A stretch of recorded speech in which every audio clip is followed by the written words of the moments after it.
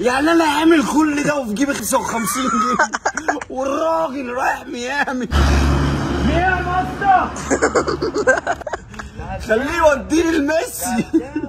لو مؤاخذة مش انا اسف. مش زيادة مؤاخذة يابا. ايوه الناس هتفكرني مجنون بسببك يا ليو. ارجع يا ميسي.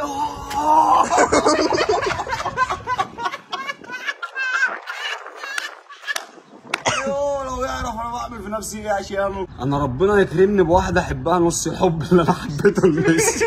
انا كنت قاعد بتفرج على قناه الجزيره ديت والله العظيم يا عم، لو لقيت لك عيل نازل بيعمل كده لو انا قاعد ماسك كورتي وفرحان وبتاع بتفرج على الماتش عشان اشوف مين ايه هيلعب وانزل اقلده. ده نزل بيعمل كده وبيعمل كده وبيرقص ويعمل التهويشه بتاعت الجسم بتاعته دي اللي انا بستخدمها دلوقتي حاليا لو معايا نكشه مع سواق توك توك كل حاجه. انت فاهم؟ من ساعه اللحظه ديت وبدات حكايتي انا والليو. انا راجل 10 على 10 بس دي قصه حب عفيفه. انت فاهم؟ عشان ما حدش يترجم الشغل على غلط عشان في عيال سيئه النيه حسب الله طوع على وشك لو فهمتني غلط.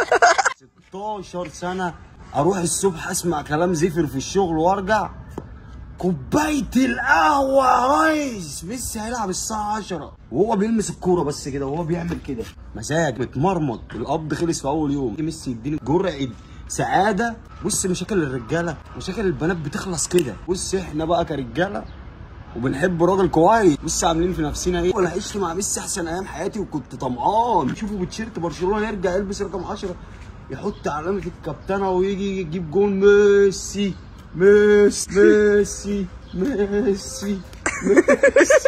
حق كل بني ادم يكون ليه حاجه يرفه بيها عن نفسه. مسافه ما اقعد اختلي بنفسي والاقي الشيطان قاعد بيوسوسني. شوف الدنيا بتقول قام جايب ميسي. هو بيقول لك لما تيجي تختلي بنفسك اعمل اي حاجه انت بتحبها اجري اخلع من المكان. الدنيا تضيق بيا وعامل مشاكل معاهم في البيت. شويه فستق على بندق على رصدق. مش فستق اللي هو ب 200 جنيه دوت لا فستق الغلابه ب 5 جنيه زداني اسواني. اتفرج على فيديوهات وذكريات. انا هبقى زوج وفي. بص انا عامل في نفسي عشان واحد طمنها مرات المستقبليه. ربنا اعطاني قلب اللي بيخش جواه ما بيعرفش يخرج منه. ومستني بقى اللحظه اللي هو هيفسخ العقد بتاعه يرجع لبرشلونه لكاتالونيا ويرجع يهون علينا وترجع سهرات الليالي بتاع الساعه 10 بالليل من 10 ل 12 وتطلع تنام تقوم تصلي الفجر مبسوط. جرعه سعاده بكام؟ 7 جنيه كوبايه قهوه. نهونوا على نفسنا بايه؟ ما هو الواحد لا ليه في مكيفات ولا ليه في سهرات خميس ولا ليه في خروجات نسائيه في دي جي وشغل صب ورقص وميروف وجايروف. كانت دي الحاجه الوحيده اللي بترفع الواحد في الدنيا. طب الواحد يعمل ايه؟ الدنيا حتى دي خدتها منه. حتى الكوره اللي كنت بروح العبها كل يومين في الاسبوع جاله رباط صليبي. ميسي ساب برشلونه وراح ميامي. طب الملذه الوحيده خلعت. طب اعمل ايه؟ يا عم انا مش شامم ولا حاسس ولا سامع ولا شايف ولا في اي حاجه. يعني بص سبحان الله. بص دي ابسط مثال اهو. والله العظيم ما في حد في الدنيا اللي خلقها ربنا دي حاسس بقلب العبد لله واللي جراله. يطلع لك ميسي يقول لك هلو سلام يا حزين عيش لياليك لوحدك.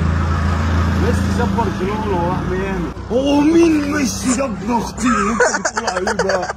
عشان انا مخصم عيل اسمه ميسي. سهل عليك. هيفكر عيل خصم خصمينته بالارض. واو يا ابني. انا عايز اي ست كويسه فهمني ازاي كانت في علاقه بس علاقه حلال وعارفه تعمل موف اون منها. احنا عايزين احنا عايزين والله العظيم ايه ده؟ يعني انا عامل كل ده وفي جيبي 55 جنيه والراجل رايح ميامي هيبقى هو نايم الدقيقه بتاعته ب 3 مليون جنيه. يلا بينا يا عم الغرف ده. يا رب ميسي يرجع برشلونه. افرح يا سي. انت عارف ايه اللي مزعلني ومحزني؟ ان انا كنت عامل حسابي ان انا ان شاء الله لما ابقى في بيت عادلي مع زوجتي وقرة عيني وانا قاعد بتيشيرت الارجنتين وهي بتيشيرت الارجنتين ويجيب جول اقوم جاي كله بالحلال. والله زعلان اهو. كنت شايل هم اليوم دوت. قلت امتى ابقى قاعد قدام الشاشه ال سي دي اللي بقت عامله 10000 جنيه دلوقتي. عكنن علينا والله عكنن على ابوه.